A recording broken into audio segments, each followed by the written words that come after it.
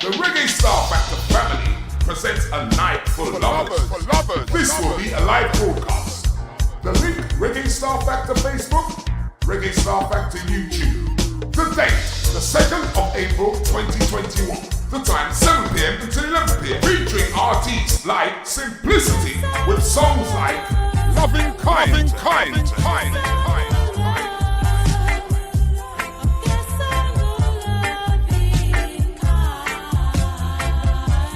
Also featuring artists like Tasha and Akida with songs like Oh my God. Meditate and pray.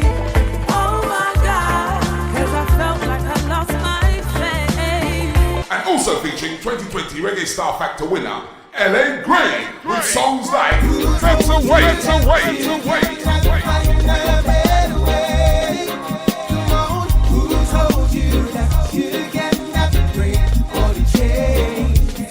Also featuring 2 legendary guest artists, Winston Reedy and Vivian Jones with songs like If the lights don't and Stronger. Sponsored by DBMC, CB Multimedia and Media. Make it a date and don't be late. Win up to £25,000. The Community Lottery, a subscription-based lottery that allows you to continue to support good causes that matter. When you win, good causes win. Every month, eligible good causes have the opportunity to win a share of funds that could help them continue the good work that they do in our communities. To apply, there's no complicated forms, nor do you have to be a registered charity. Just grab your phone, send us a 60-second video explaining your good cause and the difference having extra funding would make to your project. Visit thecommunitylottery.com. Hit the play button and sign up for either 13 weekly draws or by direct debit for just £4.35 that gives you 4 weekly draws. You could have the chance of winning £25,000. The aim of the Community Lottery is to create an additional source of funding that will enable good causes to undertake innovative projects that matter. If you're in, the communities win.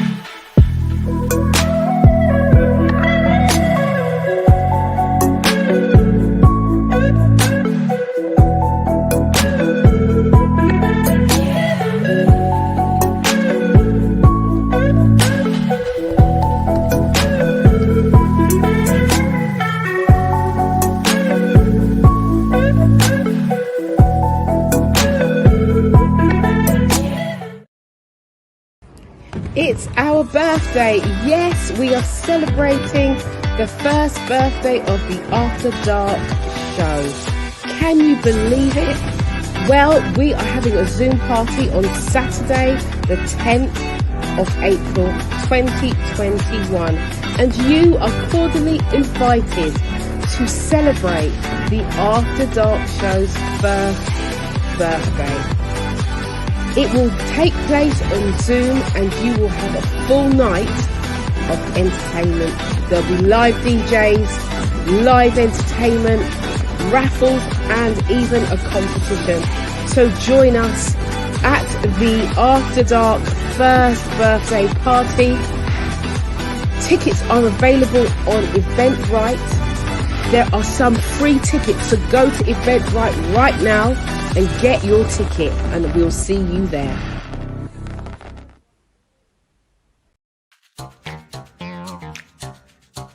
You ready? You got me running, Shake it, baby. Raise your hands up. Raise them up.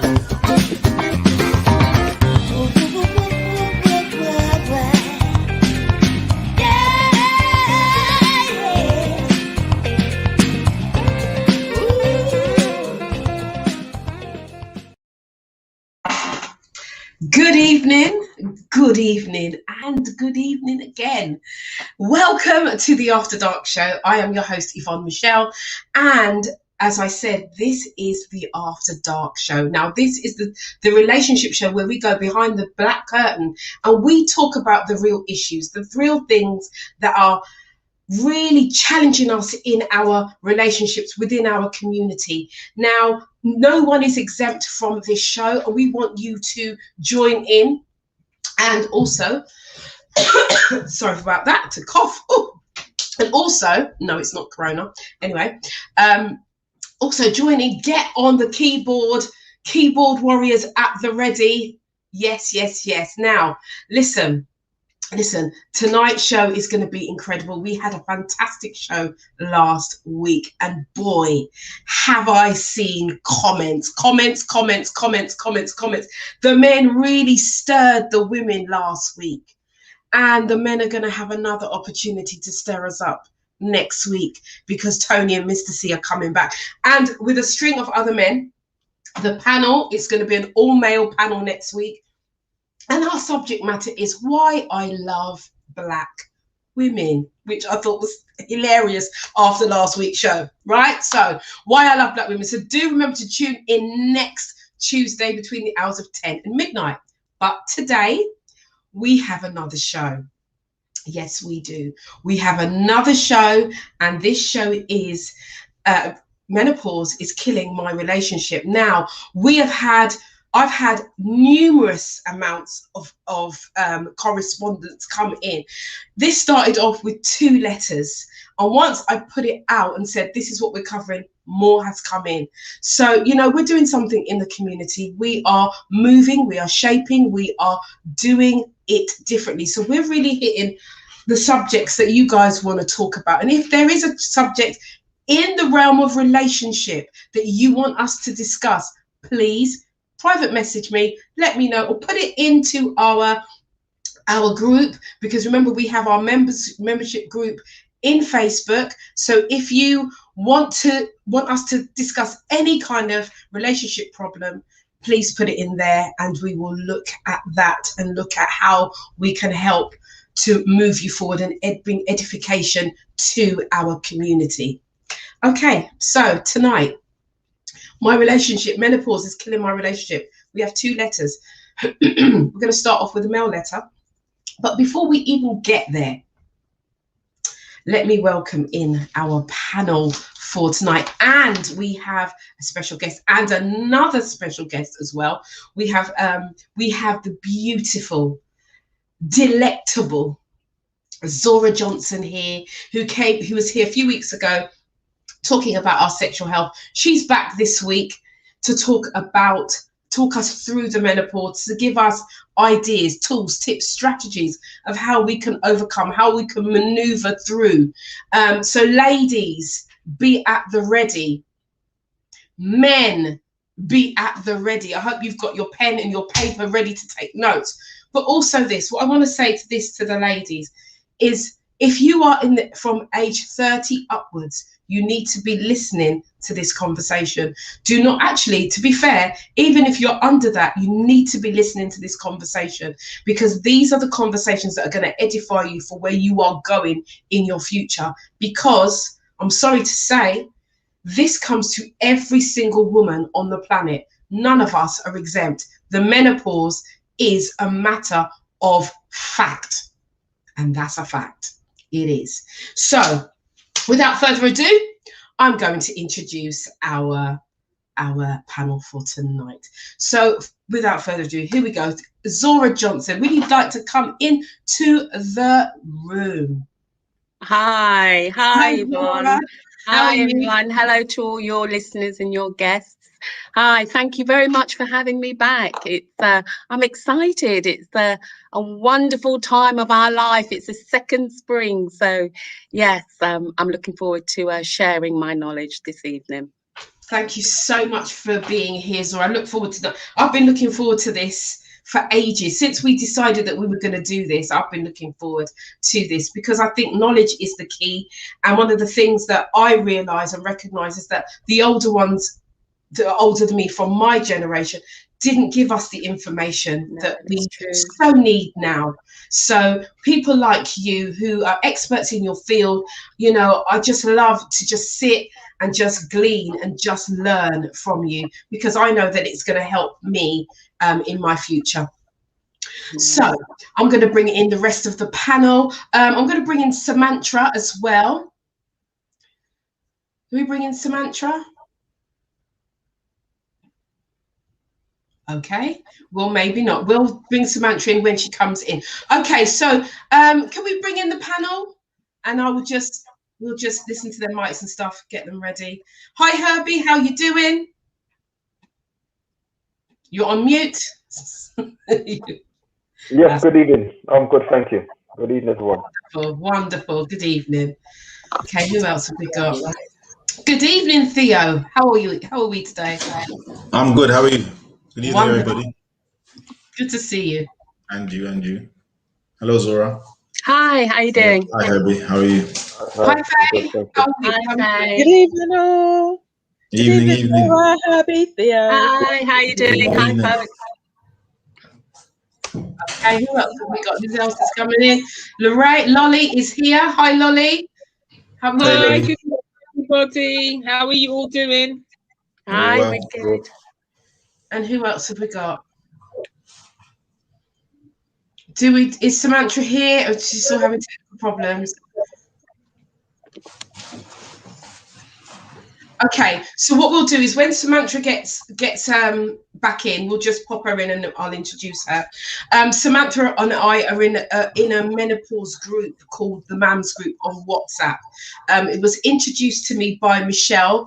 Most of you know Michelle as within Michelle and Herbie. They normally sit together, but Michelle's not here today. So Samantha's here, and Samantha's just going to be part of our panel as well. We're just going to be chatting around the subject matter this evening. So without further ado, I'm going to go into the letter. And the first letter that we have, I'm going to do it from our male counterpart. It's quite sweet, short to the point. He says, "Hi, Yvonne. I am a 58-year-old man. I have been in a long-term relationship for some time, heading towards marriage. Our relationship has been good throughout, and we are able to speak and communicate very well. Over recent years, our relationship began to deteriorate.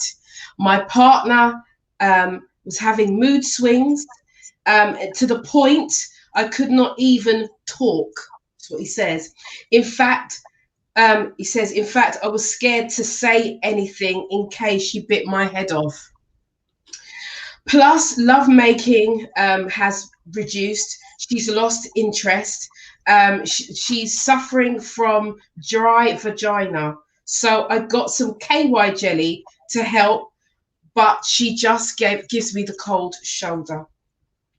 The night sweats were horrendous, but I still wanted to help her through this. My question is, he says, I'm not giving up on her, so how can I get the love of my life back? Because I feel the menopause has come between us.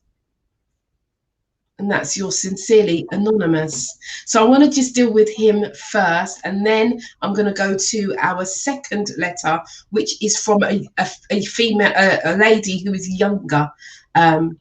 So if we could just focus now. One of the reasons why we've got Herbie and we've got Theo here as men, because I really felt that it was important to have some representation for men. And Theo and Herbie are in two different places in their lives. So Herbie is, well, they're both more mature, but they're still young. They're still mature. But I think in terms of where their relationships are, they're in two different places. And I know that Michelle and Herbie have been together for over 34 years. And there's no way that I could do a show like this and not have representation from this couple. They are the couple for the show.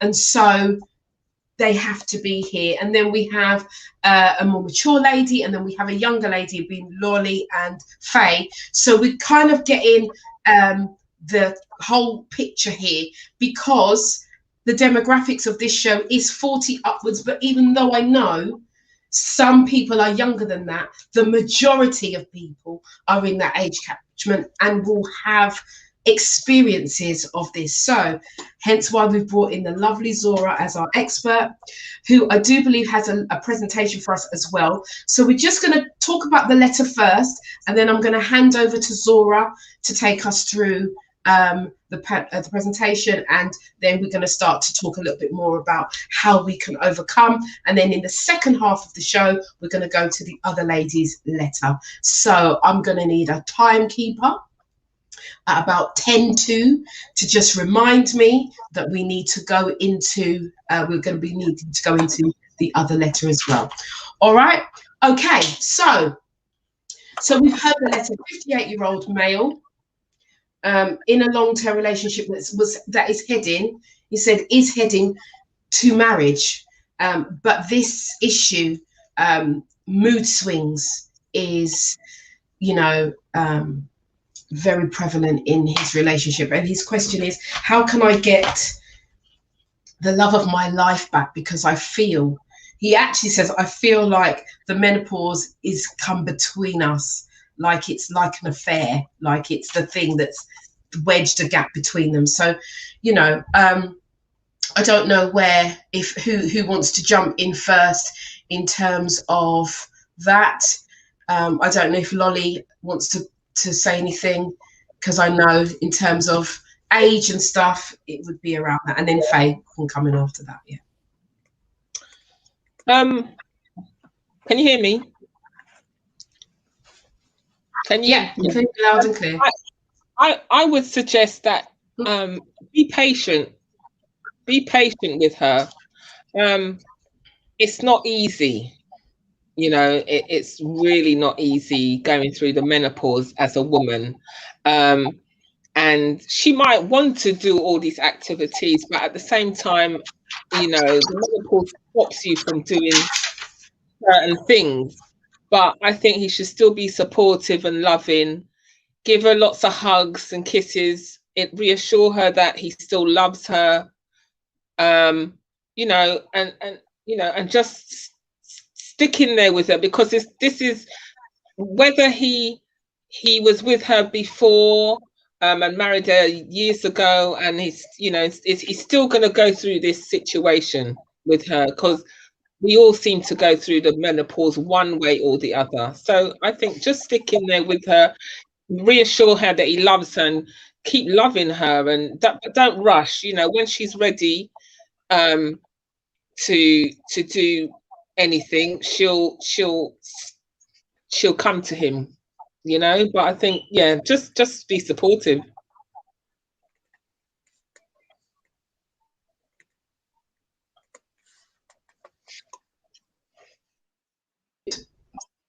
Right, you're muted. I think I've unmuted now, haven't I? Yeah. Yeah. Yes, because I was rustling paper and I didn't want to interfere. So yeah, thank you for that piece of advice, Lorraine. I'm going to bring in Faye, and then I'm going to bring in Herbie, and then Theo, and then we're going to bring in Zora. I would say he's the letter writer says it's heading towards marriage. So the first question I would ask is that a deal breaker for him? Does that stop him from getting married to her, first of all, because she's going through these mood swings and all the other things that are happening with her? But I would also say that this is the perfect time to bring back to bring in lots and lots of intimacy, because I feel that the intimacy is the most is probably a lot more important for women at this stage. I haven't actually got there yet, probably nearly, but as a firm believer of intimacy, I think this is the perfect time for this gentleman to bring back the intimacy into the relationship, and lots of it, because I think that then reassures his partner that that love is still there, that connection is still there, and a whole lot more can happen during being intimate as opposed to the sexual part of the relationship, in my opinion.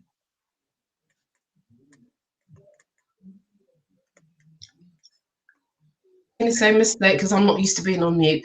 I do believe that both people will be watching tonight, so I do hope that they glean something from what everyone has said, and I know that Zora's got some informations for us, so it's going to be good. I just feel, you know, over recent weeks, especially with the red letter, I have to say, because this is a Red Letter Tuesday as well, I have to say that we are doing very well in terms of how we are helping the community. We're not just sitting here just chit-chatting, but we're actually helping people, because I'm getting the letters in that are saying thank you, you're helping us move forward in our relationship. So thank you for that piece of advice, Faye. For somebody that's not in that realm yet, that was a good piece of advice. And sometimes it's what we think we need. Yes, it is. It is indeed. So Herbie, come in, because I'm sure you have a wealth of knowledge here. Well, I have a different knowledge still, you know. Right. I mean, this menopause thing is, well, I won't say menopause thing, but this menopause is it's something that's kind of come to light in my relationship over the last couple of years, and since then I've been sort of like, you know, doing a little research, and you know, Michelle's been, you know, been doing a lot of stuff, and you know, I've been listening to a lot of things she's been saying, because she always gives me feedback, and knowledge in this instance here is power, you know what I mean? Because Michelle didn't understand the ins and outs of it. I didn't understand the ins and outs of it, and we, you know, we just spoke about it, but you know, it's like there's no answers. You know, I'm saying how long it's gonna last, don't know, how this, that, don't know, and just not, you know, I mean, just don't know, you know. But find out the information and then talking about it. It's one of those things that you just have to work. Well, if you want to, that's if you want to, you just have to work through. Because there's not even no timeline on it, and you know, as Zora would probably, you know, talk about, the different women experience different things. So you can't even say, okay, this woman says, a friend of mine said it's going to be this, that, X, Y, Z. It might not be that. But what I would encourage the man to do, the male who's written the letter, is to really just persevere with it, communicate, persevere with it. It's not the end of the world, you know what I mean? You know, it's not the end of the world. It's a natural thing. It happens, as Yvonne was saying earlier, just as periods start, menopause will come. You know what I mean? It's a natural cycle of life. We're not taught much about it, especially men. A lot of men are ignorant about menopause. And I'm generalizing, but I would say a lot of men don't really talk about it, don't really, you know what I mean? And even now at my age, I don't get a lot. I get a few friends, might just mention a few things, but no one really, it's not really a subject that, you know, they go into. But it needs to be spoken about. But yeah, just encourage the male friend, you know, just to really persevere with it. You know what I mean? If you want to keep a relationship, get married and stuff, you know what I mean? Just go for it. You know, and that's my little piece for today so far. Thank you, Herbie. Thank you for that. I'm just going to bring in Theo.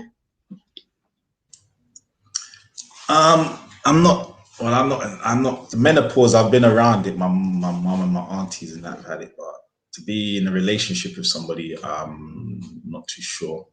But listening to Herbie and listening to everybody else, it just sounds like, well, if the guy loved the woman, let's get to the letter first. If he loved the woman, he wanted to marry her, then it's through thick and thin, and it's sickness and health and all that, and then your vows. So this is just part of it, and apparently it doesn't last forever. I'm not too sure. I'm not too sure how long it lasts, but it's not forever. It's not forever and ever. Amen. But so just ride it out, brother. Just ride it out, man. Might be hard, and as Faye said, and as the women have agreed, just show her intimacy, just show her love, hug her, kiss her, do whatever. You don't have to actually have the physical sex all the time. So just do what you have to do. Just have to hold her, hug her, and reassure. That's all women really want, is be reassured that they still look good and they're still loved and they're still sexy and all that stuff. So whatever attracted you in the first place to her, just keep that in mind, knowing that, you know, it will get better in the end, in the long run. So yeah, ride it out, man. And then always say to yourself, if I leave her, where am I going? You're going to be one of the guys in the After Dark panel sending in messages. So I don't think you want that. So yeah. Oh dear.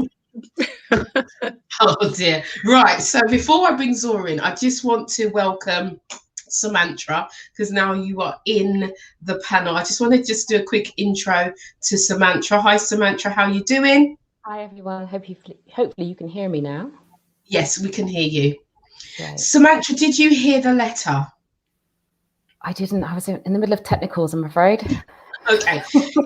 I'll just let you hear the letter so you know where we're coming from. We've got a 58-year-old man who's in a long-term relationship which is heading towards marriage. He says the relationship has always been good. They've always been able to speak. Over recent years, the relationship has deteriorated. Partners had a lot of mood swings, to the point he said that he feels that sometimes he can't even speak because she just gets irate. He says, I'm scared to say anything. That's his words. In fact, I'm scared to say anything. Plus, he said, love making has been reduced. She's lost interest, struggling with dry vagina. And so he said, I got some KY jelly to help, but she's given me the cold shoulder. The night sweats were horrendous, but I still wanted to help. I still want to help her through this. He's quite clear that he still loves her, still wants to be in a relationship. He says, my question is, I'm not giving, he says, my question is with a statement, I'm not giving up on her. So how can I get the love of my life back? Because I feel that the menopause is coming between us. So that was very short, to the point. That was his letter.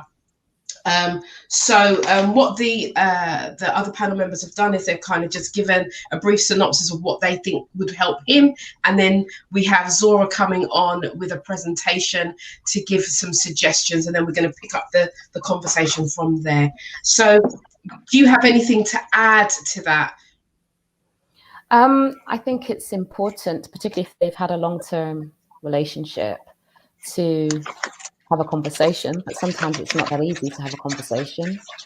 If you are unaware of menopause, for example, if you are the female going through perimenopause, the earlier part, the foreground to the actual pausing of the menstrual cycle, you might not even know that you're going through it. You might not even know that the symptoms that you're experiencing are related at all. I mean, there are some obvious symptoms such as the hot flushing and the dryness, etc., but there are lots more other psychological elements to the menopause. It's a big shift. I think I heard someone say a new stage of life or something like that, and it's a transition, just like it was stepping into puberty, stepping into this next phase of your life. It's like opens up a whole new world, and finding a common ground, or that common ground that you used to have, is important, but during the time you've both evolved, so maybe that common ground no longer exists, or you need to find a new one. And communicating obviously is important in any type of relationship. I don't mean intimate, it could be at work or with children. The communication is really important. It might be a really hard subject to broach. How do you introduce that over dinner or at bedtime? So yes, the support is good. But maybe the partner needs some input and the brother needs some input too. And then together they can come and have a conversation. And I think that's one of the things that we noted whilst we were doing work at MAM, which is a group specifically for that. It's just to help people to fully understand what is going on with the changes in the body and the changes in the relationship and life generally, the way that women view life as they transition through this change. It's a major shift: physical, emotional, psychological, even spiritual. So Thank you. Thinking. Thank you for that. We'll come back to you later. Thank you for that. We do know that the people who have written this letter, they are listening today. So every piece of advice will be good advice for them. So without there's a question here that I'm gonna put out, not to answer. Can menopause mood swings drive a woman into another man's arms? That's a question from Delroy Tulloch. And I do want the men, especially because of what we went through last week with our guests and you know, Tony Crossbody was very, very stern about men not having a platform to speak or feeling that their voices are not heard. So this week, I especially want to really look out for those comments from men, not the silly comments, because sometimes we get some silly comments. And sometimes if it's funny, maybe we can let it in. But I really want, and so I'm going to say, Herbie and Theo, if you can really look out for those comments from the men for me this evening, that would be really, really helpful. So without further ado, I'm going to bring in Zora Johnson. And Zora Johnson is going to take over and do this presentation and just take us through the changes on the things that go on in the body, in our hormones, from a female perspective, and cover some of the male perspective as well. So without further ado, Zora Johnson, come in, my darling. You're on mute, darling. You're on mute. Yeah, fit. Wonderful. All right, lovely. Is the presentation coming up at all?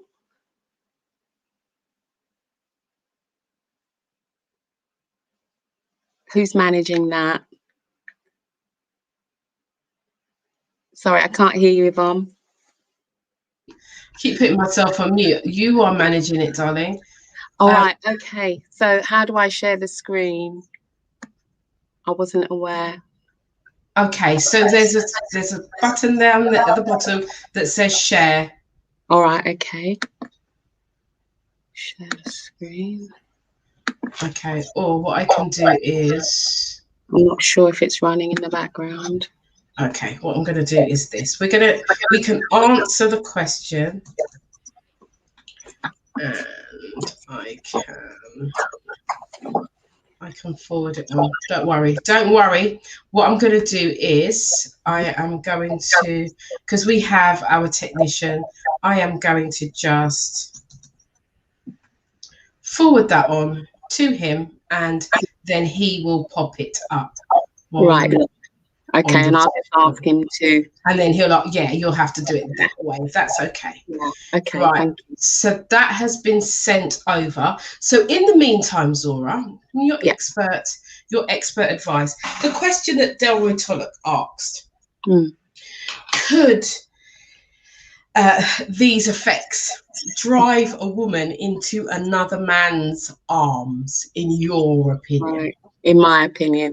Well, let me just give a little bit of sympathy for this guy who feels like his world has come to an end, having shared his love and attention with a woman in his life. He talks about her very adoringly, which is an absolute bonus. And he's almost talking about the menopause in the third tense, as in somebody coming into their life, almost building a wedge between them in terms of how he sees his relationship with his partner. And this particular third party, which is now, he considers it as to be the menopause, he's not embracing or trying to understand some of the symptoms that his partner is going through. And I think at the same time, it's no excuse for his partner to behave badly, because menopause is no excuse for a woman to, fly off the handle and behave in unacceptable ways. So I do think it's a two-way process.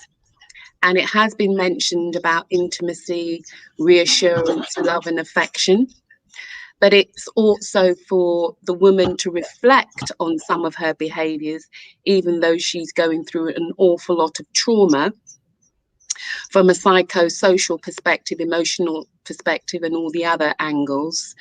But it's a two-way process, and that's what communication is about.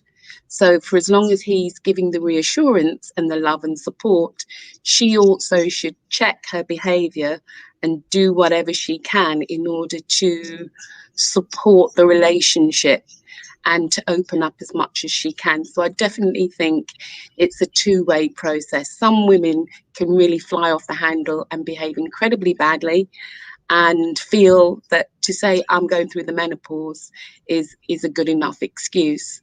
Now, you asked me about can it possibly drive her into the arms of another man or another person? My response to that would be she'd be just carrying the same old baggage. She hasn't changed. And unless her partner is behaving in such a way that she doesn't feel supported and reassured, it's not going to prove anything. I mean, what will it prove by driving her into the arms of another man if her symptoms are still the same? The other man will still be getting more of what the other chap did. So until she realizes that that's not the solution is accepting where she's at in terms of her symptoms and her feelings, staying with the partner and speaking to her partner and saying, this is what I need, this is what I'm going through. And not every woman can articulate that. And I think when we talk about communication, we assume that everybody has the ability to express themselves in ways that are meaningful. But when you're going through the menopause, things aren't so clear, things aren't black and white. There's an awful lot of greys that we can't quite understand in terms of the symptoms that we're experiencing. So I do believe it's a two-way process. By running into the arms of another man, it might last for a short period of time, as in he gives her what she needs in the short space of time. But if her behavior continues to be really bad and her mood swings continue to flip, it's only going to be a matter of time before he can't tolerate it as well. So my answer to that would be ride the storm with the partner that you've got. He knows you, you know him, and it's just a matter of time and support. It will pass. It is a phase in a woman's life, like puberty and pregnancy. It will pass. The downside with menopause is that no time limits can be put on it, but it will pass, and that's the good news. Thank you for that, Zora. Thank you for that that reassurance, because menopause, I don't believe, is something that would cause a woman to go down the road of infidelity. I think, if a woman is going to cheat, as it were, it's not about the menopause. It would be about something else. And to be quite honest, I've heard someone say most women don't cheat for cheating's sake. They cheat to replace. So if she's looking to replace you, if that's the case, and that's most women, not all women. But I hope that answers your question, Delroy. I hope it answers it in a plain and easy manner. I was just going to say, has anybody else got anything else? I see Theo's got his hand up. Yes, Theo. No, I just saw a message earlier from P. Scott. It says menopause can last an average up to 10 years. It says, someone had it for 20 years. That's a long time. That's a long time, man. That's right. I don't know if I can put up in that for 20 years. That's the symptoms what you lot are telling me. Boy, that's a long time. Yeah, and it will have peaks and troughs. I mean, it's not going to be at the same pace for 10, 20 years. I thought my hot flushes had stopped up until a couple of months ago when I came off HRT, and I was praying that they wouldn't come back. But my trusted fan is still here, and you will see me get it out from time to time because I can't stop it. I pray that when I wake up tomorrow, all of these symptoms will pass. But, you just have to ride with it. And there are ways of subsiding some of the symptoms. But really, at the end of the day, we as women once the symptoms start, it's about managing the symptoms. Your life can't stop. You can't stop loving the people who adore you and love you. You can't stop going to work and decide today I'm having a duvet day because my symptoms are so bad. Having said that, there are some women whose lives have literally come to a temporary stop because their symptoms are so bad. I would recommend trying to understand the symptoms and getting to the root of it and living along. It's almost like the third party in the relationship. You have to learn to live alongside the symptoms and get by somehow. You can't disappear for 10 or 20 years. It doesn't work like that, sadly. Right. I think Deborah just asked another question, but what if she doesn't know she's got it? I think, Deborah, trust me, you'll know. She might, if she's perimenopausal, going through it, and she's just going through it, she may not recognize the symptoms at first, but after a while, most women recognize the symptoms. And again, I'm just going to push that. I don't know what Samantha has to say about that. I do not think that would be the reason why a woman is going to cheat on her partner. I'm just saying. Samantha, do you have anything to add to what I've just said? And then we can go into the presentation. Absolutely. I would like to say that during the menopause, there are lots of things happening with women. Each woman's journey is different. So whilst one woman might be experiencing a lack of libido, another woman might be experiencing a spike in libido. Some women will be having different psychological responses. Everyone's hormone cocktail is different, just like everyone's pregnancy is different, just like everyone's menstruation cycle is different. So we can't just be plain and simple about what would or would not happen. It does depend on what's happening externally. It does depend on the infrastructure of support that she has, because it's a psychobiological and sociological kind of influence. Is everything happening and everything's getting shaken up? So if the person isn't there to listen, to overstand, if you feel that you cannot communicate, it may cause problems in the relationship, but that might have been there before. Her lack of tolerance as a result of all the other things that she's experiencing internally will make her have a bullshit gaydar that's that small now. She may go off and find somebody else.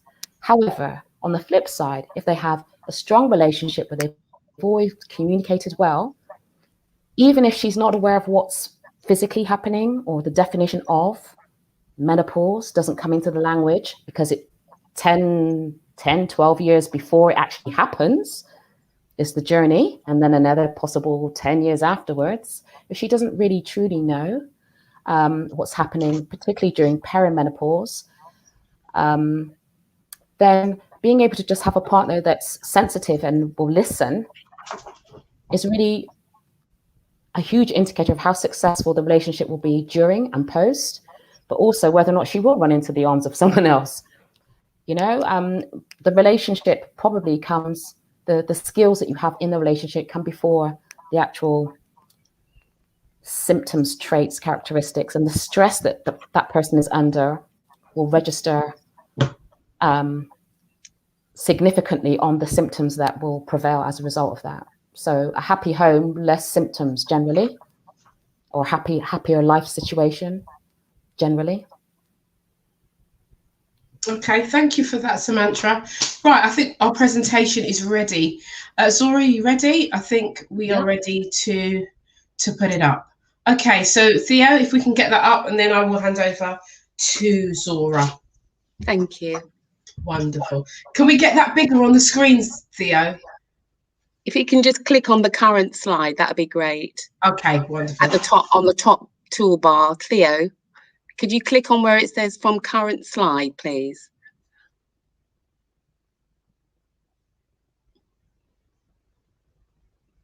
If you click on from current slide, it will fill the screen.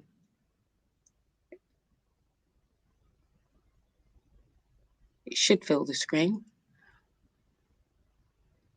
Yeah, go down there. All right, well, it's on the third slide. We just want it to fill the screen? Yeah, just so that people can see.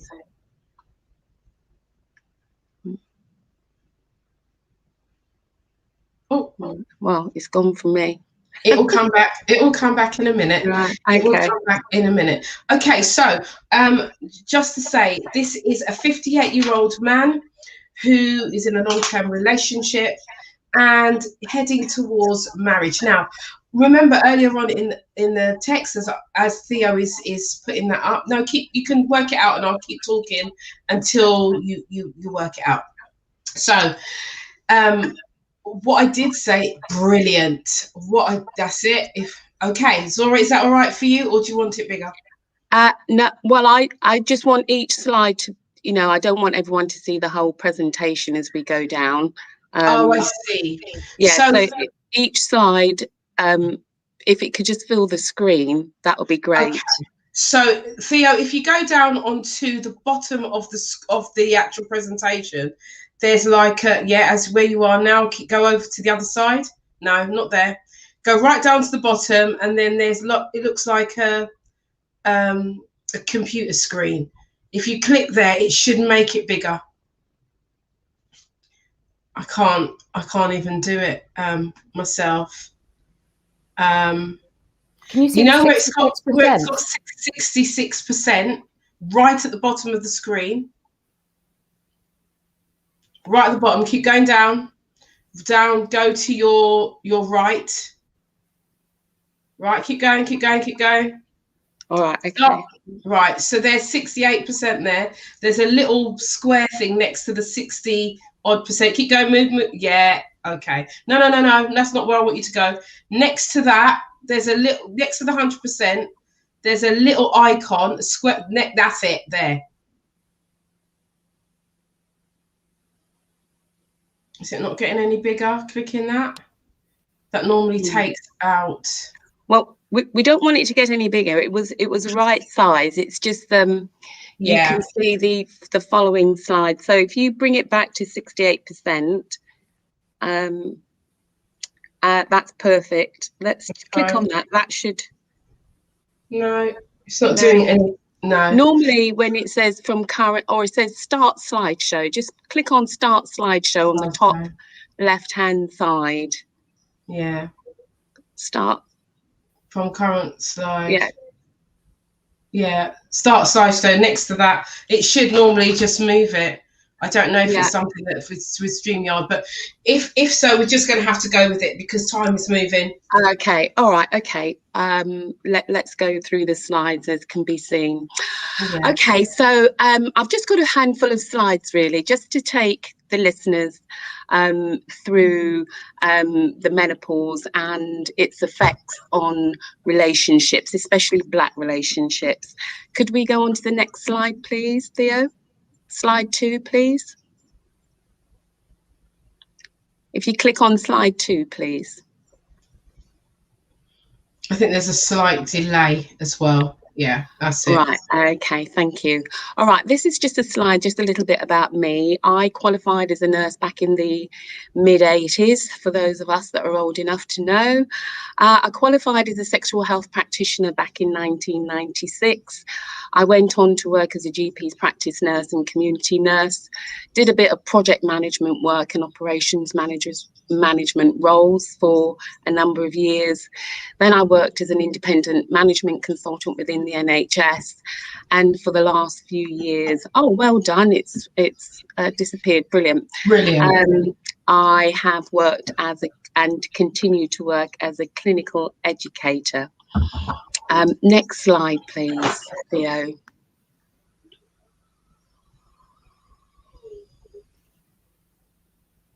Next slide, please. Can you hear me, Yvonne? I can hear you. Can he hear me? I think so. I think there's a little bit of a delay, or maybe it's because he's now changed the screen. It's not moving over. I don't know what the technical issues are at present. All right. Hi, Yvonne. All right. Brilliant. Okay. All right. Let's hope. Oh, he's whizzed off. No, go back to slide 3, please. Okay, and just bearing in mind we've got 10 minutes in terms Right. because the next letter is Yeah. coming on. If we don't yeah, do that, you then it's okay. going to be another show. So, Yeah. yeah, Okay. okay. Right. Well, I wanted to just make it clear that for those younger ladies in the audience and for the men who are in dating relationships with younger ladies, those young ladies will eventually look like these lovely ladies in slide number 4, please. Right, yeah. And as you can see, these lovely ladies, which are a reflection of ladies like Yvonne and myself and the other ladies on the panel. Faye, you've got a little way to go, so hang on to those wonderful years. In terms of the menopause, we do become more older, more wiser, certainly more courageous and much more confident than we ever expect that we can be. Next slide, please. So what is it? The menopause actually is the final menstrual period that a woman will have at the age of about 52. I'm sad to say that I'm certainly more than 52. I'm very close to 60 these days. But the period leading up to the final period is actually called the perimenopausal period. And as one of our ladies, Samantha, said, it is a period where there is a tremendous amount of change going on in a woman's body in terms of the fluctuation and the depletion of various hormones. It is a natural process, and I want people to move away from something being done to them rather than a natural process actually taking a woman from one phase of their life into another. And it basically means in terms of childbearing years, we no longer as women will be able to have children once the final period has stopped. Next slide, please.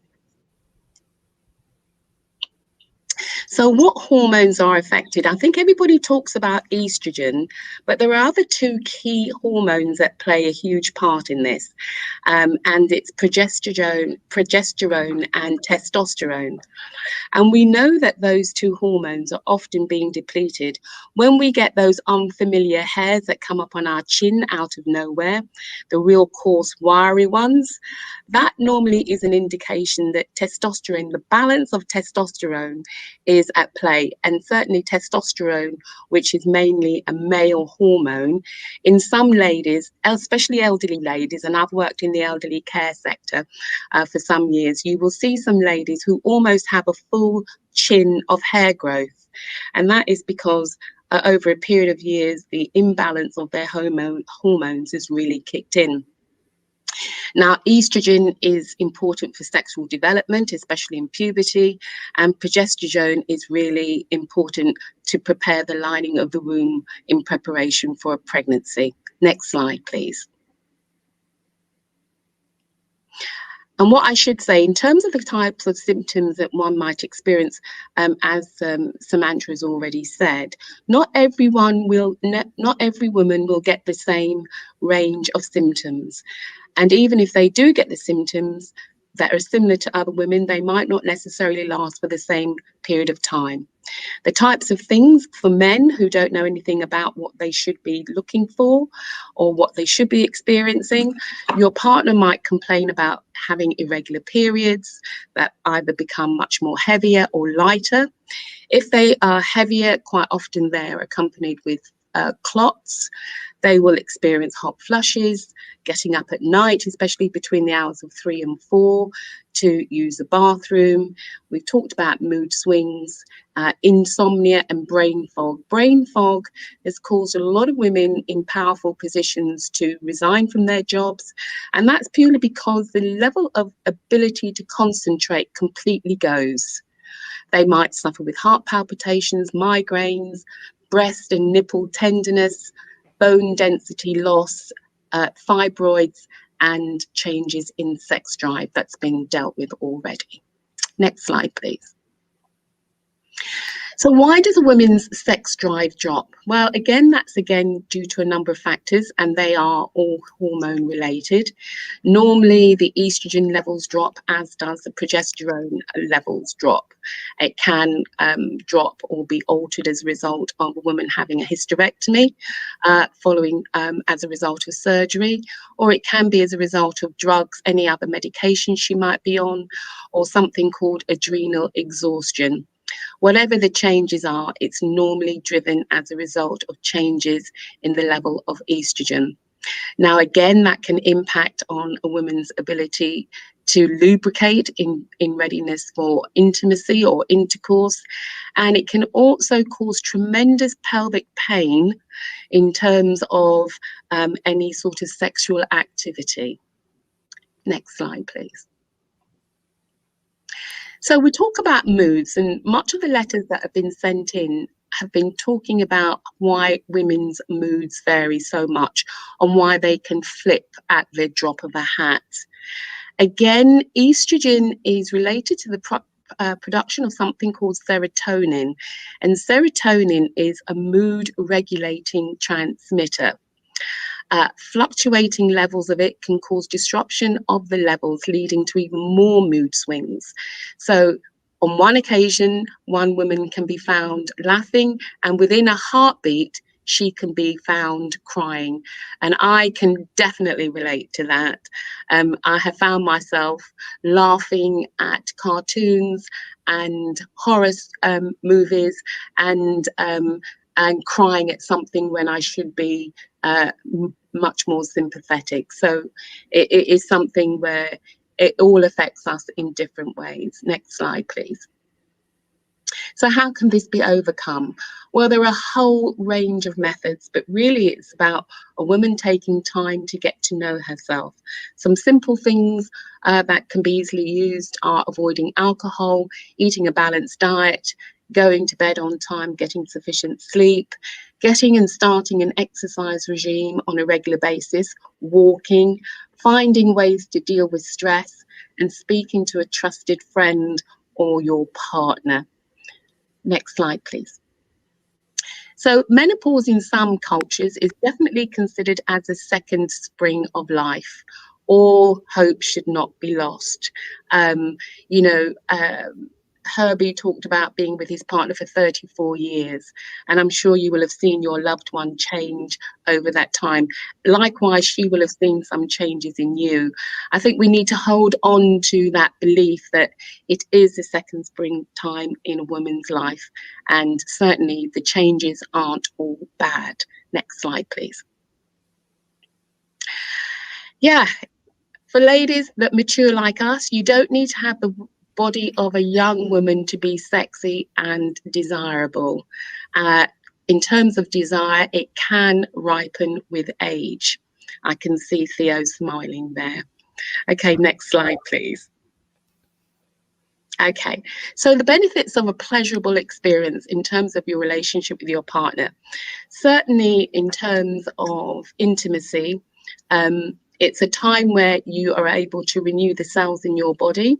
Certainly your body should work better when you have the time and the lead up in terms of foreplay to become absolutely lubricated. The benefits also increase your circulation, and something called nitric oxide is again a byproduct which is produced in the lining of the blood vessels, which in turn enables the serotonin to help you feel and perform better. It also has an impact on your body, mind and spirit, as well as your orgasms in terms of sexual pleasure. And I think it's really important that we recognize and value things that we believe that are positive in our lives to actually enhance and bring about everlasting joy. Next slide, please. Next slide, please. Okay, we must believe that the best is yet to come, because it really will come. Theo mentioned that it can last between 10 and 20 years. That might be the case for some women. Mine started at about 48, which was about 10 years ago. And when it started, I have to say, I was a little bit confused. And I was angry. I was angry and annoyed. Angry because I couldn't believe it was happening to me. Annoyed because I felt too young. I thought it can't be happening to me. I'm only 48. What on earth is going on? But yes, it was a beginning of change in my life that I have to say has really grown with me over the years. Next slide, please. We're almost there. I think in terms of moving forward, we need to let go of the past first. In terms of the menopause, it gives the woman the strength to let go of areas of her life that aren't working, such as her job, her relationships, and lifestyles that no longer serve her. Because we women, believe it or not, we are living longer than men, and we have done for a number of decades. As cancer rates have reduced, we can expect to live, if we don't have any complications in our 50s, well into our 90s, that providing that COVID doesn't get us first. Because older women are stronger, we're much more economically powerful. We certainly have come into our own in terms of sex, and we're much more beautiful than we've ever been. Next slide, please. So how can failing relationships be repaired? When signals such as I'm loving the life that I lead, in terms of the affirmations that you give yourself, the universe always responds. So whatever you give your attention to always grows. I would recommend bringing life-affirming things into your life, which open up the channel for more of the same to come in terms of positivity. Ladies, ratchet up your self-passion and excitement. You must know what's good for you before you can ask of it from your partner.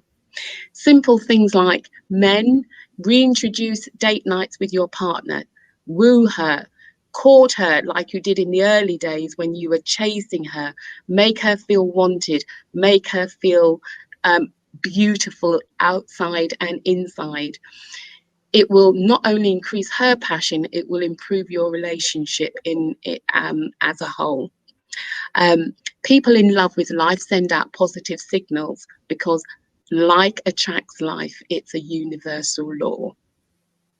And the last slide is just some, this is the last slide in terms of the 7 keys that will open the door to sensuality and improve your relationships.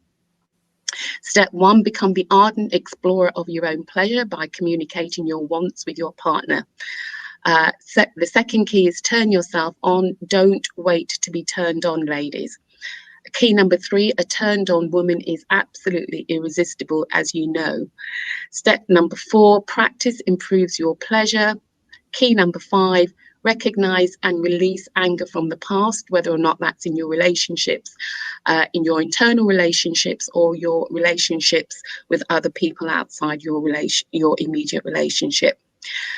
Key number 6, commit to exploring your own body's pleasure.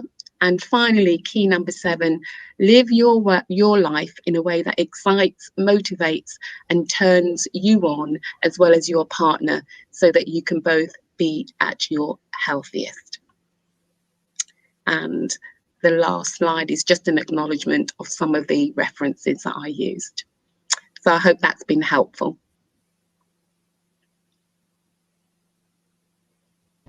Wonderful. Thank you so much for that, Zora. There was a wealth of knowledge. I did make some notes here, but what I am going to do, because I don't want this to spill over into another show, which we will, in a couple of months, I think we will revisit this and explore this at a deeper way. But I do want to make sure, because there is another letter. Right, Kim Sam Ram says, excellent advice, Zora. Thank you for that, Kim. Kim is one of our panel members who is in the States and is a healthcare practitioner herself.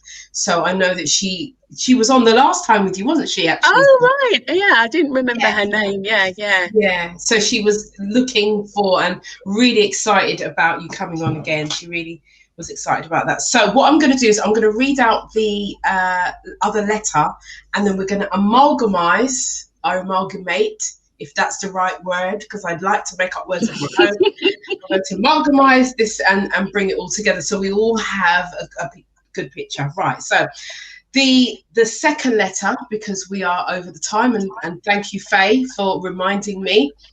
Thank you very much. I will do that tomorrow regular. Thank you for covering the subject of menopause. Hi, Yvonne. Thank you for covering the subject of menopause. I am in my early 40s. I've been in a relationship for 2.5 years and it is all good. But I have noticed changes in my own body. I've noticed that when I'm aroused, my body reacts in a different way. And also, she says, I have like pins and needles under my skin and thought I was suffering from MS or ME. Wow. Okay. But I spoke to some of my friends and realized that this is a symptom of menopause. She says, my periods are regular, but are heavier than normal, and my memory seems to be affected. I can start a conversation and lose my trail of thought. My partner laughs and teases me about it and says I might have Alzheimer's. Let me just stop there. Oh dear, that's not a joke, is it? It's not a joke. Okay. No, it isn't. But you know, sometimes people don't have the understanding. Alzheimer's, you know, Alzheimer's. Anyway.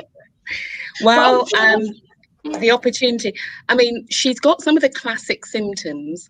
I would say the pins and needles I haven't come across, and I would warrant that requires further investigation. Mm-hmm. Usually something to do with neurology might be a sign that maybe her thyroid gland isn't functioning well. But certainly the pins and needles would need further investigation. The other things that she talked about, changes in her body, she didn't expand on that, but again, that's to be expected. What we have to, oh, there's more, is there? Oh, okay. Yeah, there's more. She said, that aside, he is a good guy. And she says, listen, Yvonne, when I read this letter, I was just like, wow, I have facial hair. What's that about? That's what she says. Anyway, I want to prepare myself. You know, she's just talking. I think she's just talking out of her own head. Anyway, I want to prepare myself for this next stage in life. I have spoke to my mum for help. And she says, well, let's not go there. Please help me make some sense of this as I need your help. That's the end of the letter. So I think that she's having a lot of thoughts of what's going on. She's talking to her friends. She's talking to her mum. Her mum's on the shutdown pussy. And sometimes the older generation are of the shutdown, let it go pussy. We're not talking about this today, you know. No. Just go through it and shut your mouth. Just go through. You know, we know the old school, but we are of the new school, and we want to help those who are coming up under us, to help them to be able to move forward. So again, she says about the facial hair. Listen, let me say this. Before I bring in the experts, let me tell you about the facial hair, yeah? Because this is what I can relate to. Yes, as prima, as you see me, there are some facial hairs there. And I have had this where I've left the house. Let me just say, I've left the house looking Chris and gone to deliver a workshop or whatever, and I've looked in the mirror before I've gone on stage, and then there's two hairs that's sticking out here that's like, hello, how are you? My name is Hairy Face. Do you know what I mean? And that's what it is. And so it's like, what is going on? So when I read this out, I laughed, but I had to respond and say, I can relate to a lot of what she's saying. So we know that, you know, there might be a hair over here and a hair over here that's saying, yo, wagwan. But I say this, and I'm saying it like this to make light of it. And I'm saying this because sometimes these things can really have an impact on women, and it can have an impact on their self-esteem. All right, I am making light of it because that's me. But I know that some women, this can. And so men, don't go around saying, wagwan, hello. Don't make that the chat up line. Please don't do it to yourself. Don't. But again, we know that this is a part of the transition sometimes. What can we do? And basically what she's saying is she's talked to her mum. Her mum is saying, I'll talk to you about it. And she's talked to her friends. The friends have talked about the pins and needles. And I have to actually thank you, Zora, because when she spoke about the pins and needles, I've actually experienced that. I've experienced that and felt the same way. But now that you've said it could be a neurological thing, I will actually have a word. I will whisper in my GP's ear and say, Wagwan. You know, Wagwan about that, just to rule that out, because I just thought, okay, I've read it, I know that it happens, so I've just kind of left it. It doesn't happen all the time, but I will definitely pursue an answer in that and find out what that's about.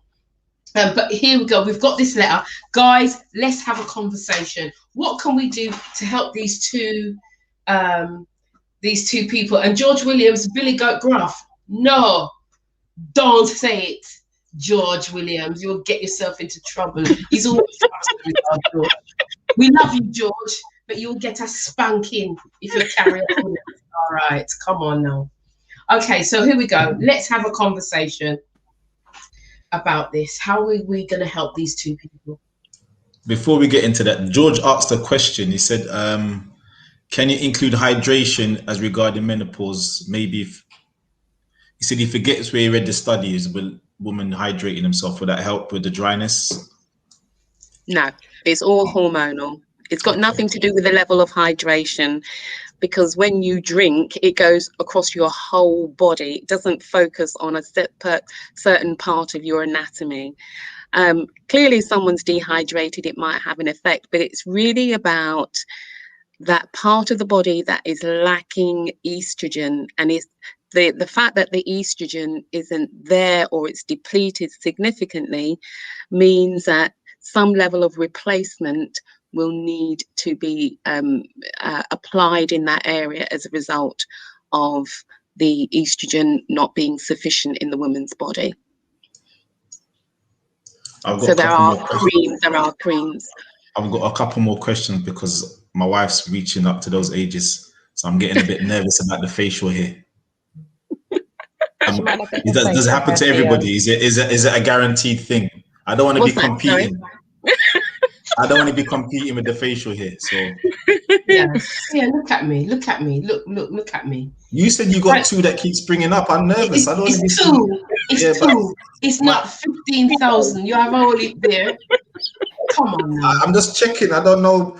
And I've seen those older ladies that walk around looking a bit, looking a bit hairy. Wax next.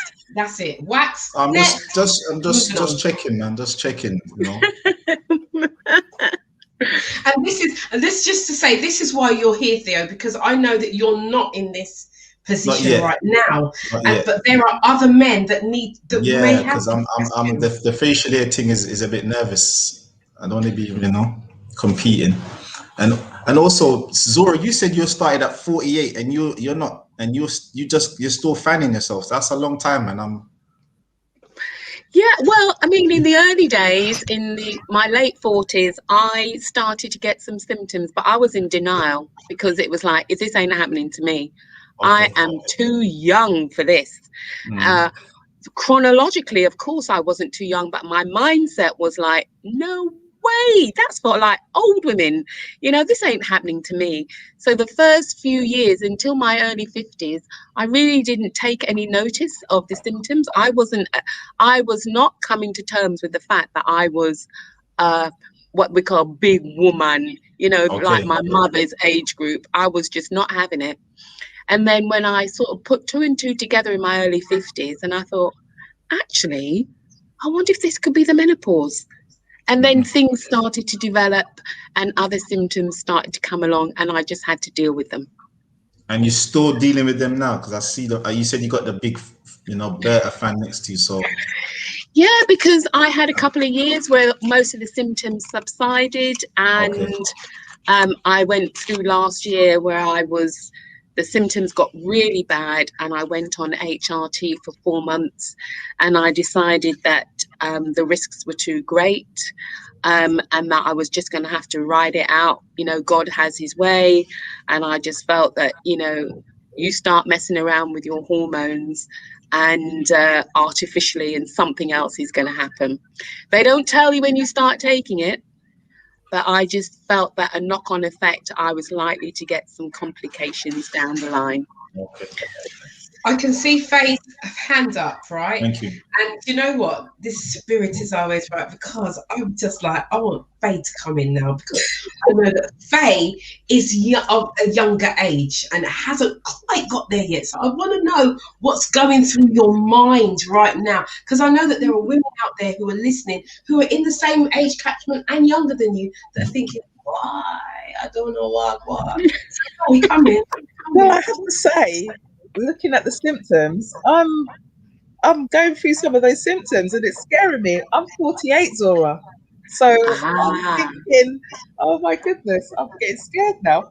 So, but my question is, how do you know, because you talk about perimenopause? Yeah, perimenopause. So how do you know when you've gone from the perimenopause to actual menopause? Right, so during that period of time, your periods will might become erratic. If they were regular, they might become more scatty. So if you were getting periods every month, they will lessen up until the point where they won't actually happen anymore. When you've had your last period for 12 months, and when 12 months is passed, after what you can recall as being your last proper period, that is when you are fully menopausal. Up until that point, you're in the perimenopausal stage. Right, because I'm getting night sweats, the 4 little hairs that are there starting to come. Yeah. Oh my goodness. Yeah, Faye, you have facial hair, Faye. You got facial hair. Faye, yeah. They're starting to sprout. And oh my goodness, they're just starting to appear, and I see that, and they appear very often, as fast as I'm taking them out, they're coming out. Welcome to my world. Welcome to the world of hold on. Terrible. So all you lot gone through it. All you lot get the hair and all that stuff. Have you got it as well, Lolly? Do you know what? Lolly wants to come in. Let's bring Lolly in. Yeah, bring Lolly in. Yeah, hang on. We'll bring Lolly in, and then we'll bring in Samantha after. Lolly, Theo. Yeah, what's your experience? My experience is, you know what? As Zora says, from the age of 48, because my periods were terrible, but from the age of 48, it's like it stopped. But I wasn't going through all these situations up until probably nearly 2.5 years ago. My father died, and then all of it just came out. The hot sweats. They're talking about my parathyroids and all that, and I think my doctor basically said that's probably through trauma that all this has come out. But I have been like feeling my chin, and I'm thinking, do you know what I mean? I've got a little spot there, and then when I pull it, I'm like, oh my God, I've got hair. I'm like, oh no, this is not good. In my nose, I'm like, no, this isn't good. So I'm just like, wow, it's just not a nice situation. But what I wanted to ask Zora is, as well, because I've heard, like, what should our diet be to help us with this? What will be beneficial for our bodies? What should we eat to help us go through this in a more easier way? Because at this present time, I've started to eat, because I've heard estrogen is in yam, so I do eat a bit of yam during the months and that. But what else can we do to help us along so that it's easier, try to be easier, our food diet? Right. Normally when you eat diets that are high in carbohydrates, it produces, the byproduct of that is the production of insulin, and insulin can make your body temperature rise. So if you drink alcohol, avoid alcohol, because by the time your body absorbs it into your liver and it is released in the form of energy, it's going to raise your internal body core temperature and make you get up in the middle of the night sweating. So I would recommend having a diet that is lower in carbohydrates and much more plant-based.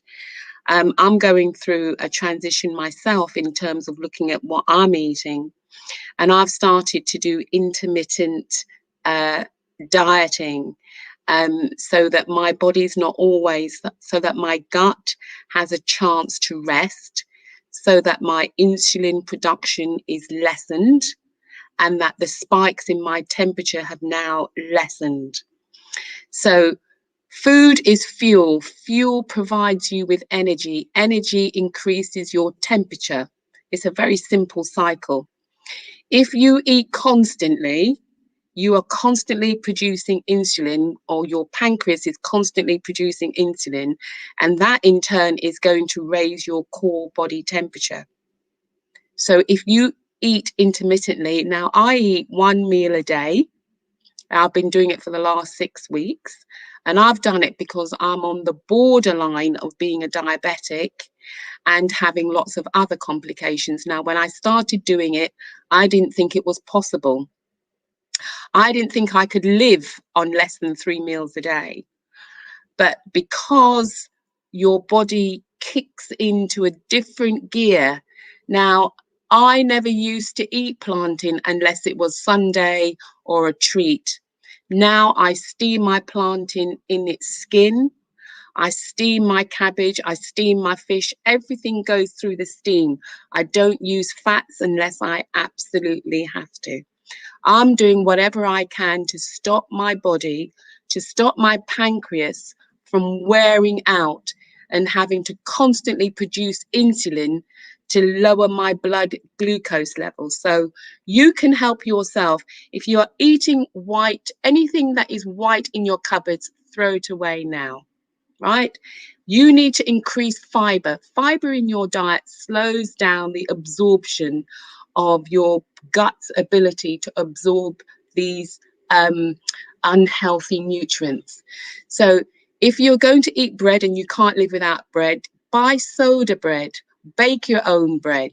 Don't buy stuff from the store. You'll be surprised the rubbish that is in, even stuff that has got an organic label on it. Get yourself a bread maker. It costs about £40. You make your own bread. You'll know what you put in there.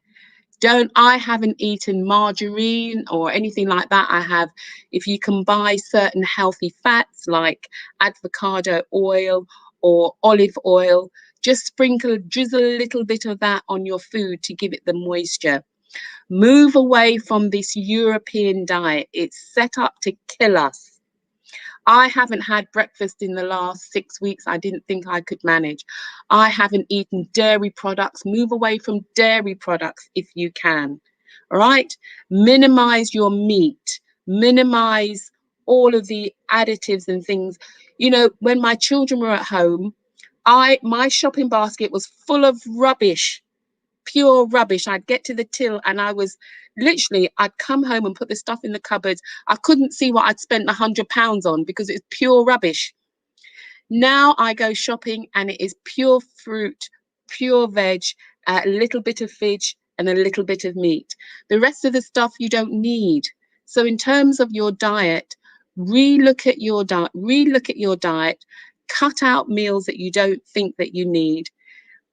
If you can do what I'm doing in terms of intermittent fasting, have 1 meal a day and put your carbs, your veg and all your essential minerals, because obviously your body does need a certain amount of fuel, but don't kid yourself. You don't need 3 meals a day. You can get by without it. Put everything on your plate at the time that you eat and then shut the door. That's it. Don't go back in the kitchen for the rest of the day. Just drink like me. Just drink plenty. I drink a minimum of 2.5 litres of water a day. And that will definitely lower your symptoms, if not exclude it. Thank you for that, Zora. I can see lots and lots of comments coming through. There was a comment from Law Will, I believe. I think that was, if we can get that back up on screen. There was also one from Anthea and one from P. Scott in that while you were talking, and I just wanted to just pick up on what they were saying. Law, LORWILL. Do we have that? Can we get that up? Is there anything natural, right, that we can take to replenish your estrogen? Estrogen. Yeah. Yeah, there are a number of things. There's items like black cohosh, sage. There are a number of things if you go to the health food shop that you can take. What you have to appreciate, though, unlike synthetic hormones that will kick in and you will see a result almost straight away, the herbal replacements or substitutes take a much longer period of time. So it's unlikely that if you started on black cohosh, for example, or sage, that you will see any real changes until 2 or 3 months has passed, if that. I tried almost everything in the health food shop, and I just couldn't see any change in the way that my symptoms were showing up. So I eventually, in fact, I lost a job because of the sweats. I was sweating so much that I didn't get past the probation period, and I was given the sack, and I was so embarrassed. Last year, when I started teaching face-to-face with students, I had to go to my dear doctor and say, there's no way that I can go back into a classroom setting. And the sweat was just pouring off me. My students were saying, are you all right, miss? Are you all right? And I'm going, oh yeah, it's just a phase of life, you know, it'll pass. And it was just so embarrassing. I was walking around with a flannel to wipe my face down. It was that bad. So I went to my doctor. He put me on HRT for a short period of time, and it stopped. I managed to keep the job. I'm still 6 months into this job at the minute, so it can't be that bad. And COVID's done a great deal to help me work from home and calm things down. But, like I said, a couple of years ago, I didn't have any symptoms. I was fine. I was managing on little and next to nothing. If you asked me about my symptoms, I didn't have anything to talk about, because I wasn't having any symptoms. I get the odd hot flush, but nothing worth talking about. But so, time changes. And so I don't know when it's going to pass. I thought it had done. I'm praying it's not going to be around for another 10 years, but who knows? Thank you, Zora. I'm going to bring in Samantha, because I'm sure Samantha's got something to add to this. I would say, I can't remember who said in the chat, but someone said menopause awareness. Menopause awareness is highly important. The amount of knowledge that's out there for us as melanin-rich people is minute. The narrative, if it is out there at all about menopause, is also quite limited. In terms of how much knowledge your GP will have specifically about menopause, I'm going to be real, Zora. They don't do that much training. If they do a week's training on it, that's actually a lot. What I have to say in terms of my GP, because of my medical history, I'm aware of the high levels of risk. So I went to my GP, having done a little bit of research, and I asked for the lowest dose of HRT that was on the market, because I know the typical standard dose would have tipped me into being of a high category, and I didn't want to obviously get any blood clots or anything like that. So I think in terms of women who are thinking about it, if they're absolutely desperate as I was, ask for the lowest, safest dose of HRT, and if it's not working, then your GP can raise your dose incrementally until the symptoms stop, if that's what you want to do. Now, I know over a long term, it's not something that I would have normally, if it wasn't for the sake that I needed the job, I wouldn't have gone on HRT. I'd have just written out the symptoms. But yeah, I think it's going on the lowest, safest dose. And I think I'm on something like 0.5 milligrams rather than 3 milligrams of estrogen, which is probably at the higher end. So for it to be effective, you do need what they call a dose that titrates. and that will show some level of effectiveness. But you certainly don't want to be going in on a high dose, especially if you're melanin rich, as you say, because we are different. We are different, which is one of the reasons why we promote looking at the natural journey, because suppressing any hormone or any cycle is going to just delay a reaction and maybe, I don't know, cause a little bit of a dam.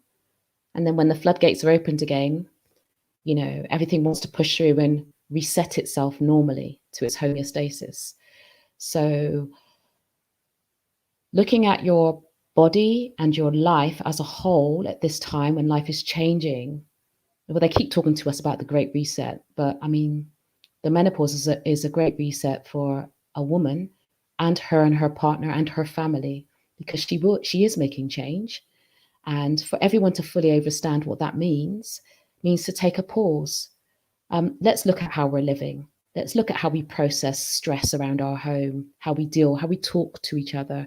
How do we eat? What do we eat?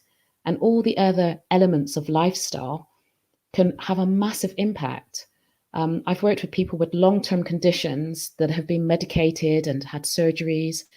And after their doctors have done work with them and they're left, they come to me to manage all the other symptoms that have come about because of the medication that they're taking. So although menopause is a new area of interest in terms of work, I've been traveling on this journey myself for 10 years. So yes, Theo, 10 years.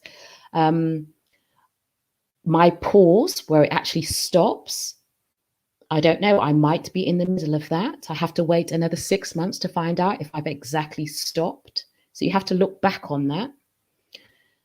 But the first part of that journey, I didn't have any knowledge. It was awful. And I found out actually recently there are 62 symptoms or traits or characteristics or effects. So people are talking about 3 or 4, 5, 6, 7, 8. Yes, pins and needles is one of them. Neuropathy is one of them. We have receptors, estrogen receptors all around the body. Your liver needs a lot of help. So all of these things, if we put in more medication, it just puts more burden on the system. It's trying to find its way through its new season. That's how we look at it at MAM. So if you want to reflect on the seasons that have come up, you want to kind of do a bit of a spring clean or an autumn clean. Someone put in the chat about autumn. It's definitely new colors. You might hear some new colors come out of someone's mouth because their tolerance is different. But, you know, there's also some beauty in autumn, beautiful sweet fruits. And we saw some pictures of that. A whole new way of looking at life, thriving. Many women thrive during this period, become entrepreneurs, find their passions. And if you have a partner in tow that is willing to take that big step into a new, it's amazing time, amazing. So I would say, as we are a people that try to keep it natural, if you can, keep it natural. If you need help, speak to MAM. So that's us. That's why we're out. That's why we're doing this work now. It's really important. Health inequalities have hit us hard for too long. So sorry, I've talked enough. Thank you for that, Samantha. Some real gems there. I know that we've had Mrs. Mims. Mrs. Mims has come up. She said about redefining herself and working with her husband. That's where she's at now. But I also, because the thing is, you know, we are looking at more natural kinds of things to use, because what I've been told, and this is something that I want to put out there, is that as Black women, because the majority of people on this platform are Black women and Black men, we have people from all walks of life, but I have to go with the majority, and I have to go with myself. Oh, okay. So we are people of, we are melanin people. And so my thing is there a difference between how menopause affects white Caucasian people and Black melanin people? That is a question. Is there a difference? Whoever wants to come in and answer can come in and answer. Is there a difference? Research has shown that we will begin our menopause sooner. Research has shown that we will have more symptoms. Research will also show that they will be longer and harder. So one of the indicators of that being stress. And what kind of stress do you think we are under more than our Caucasian counterparts? The elephant in the room. Systemic racism, health inequalities, etc., etc. So the bundle of stress that you're carrying on top of just trying to deal with life and your home situation and your body changing, we need help and guidance. We need to help each other through. That's how I feel. That's how we feel. And so we've created a sister circle to support that journey, and a circle for those who love the women that are in our sister circle. So the husbands or the boyfriends who are concerned right now, there's an opportunity for that too. Thank you. I must say, I am a part of the MAMS group. I don't really get involved. I don't really get involved in any group, really, not even my own. I'm just being honest. But I am a part, and I was. It was Michelle, who is Herbie's wife, who introduced me to the group because it has helped her. So for those of you who may want to get involved or want to find out any more, the MAM group is available. If you want to talk to Zora, you can. I'm sure that's all right, isn't it, Zora? I didn't even ask you. I never even asked you, but I'm sure it's all right. If you want some more help and advice, we have Samantha here, and we also have Zora as we seal the presentation. Please feel free to contact these women. Get involved in the groups as well, because that's what it's there for.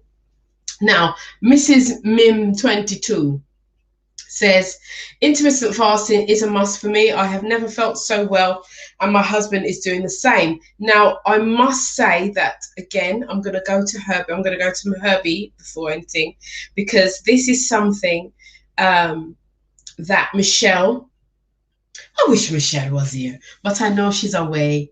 It's all right. But Michelle is a very, very good friend of mine. Michelle is like a sister to me.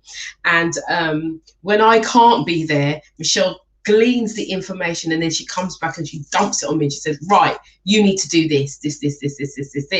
And I know that changing the diet to plant-based, intermittent fasting has been a thing, and I know that it's helping Michelle. Michelle is going to be running a marathon, and I do want everybody on the show to sponsor her as well. She's going to be doing a marathon, half marathon. I think it's in Bath, I think. But I'm going to bring Herbie in a minute. Unmute yourself, Herbie. And to just give us, because, I know that you have not been chatting your business, but I know that life has changed for you, and Michelle has really embraced the intermittent fasting and the she's given up meat and gone more towards the plant-based. Michelle made me a mushroom burger the other day, coming like meat.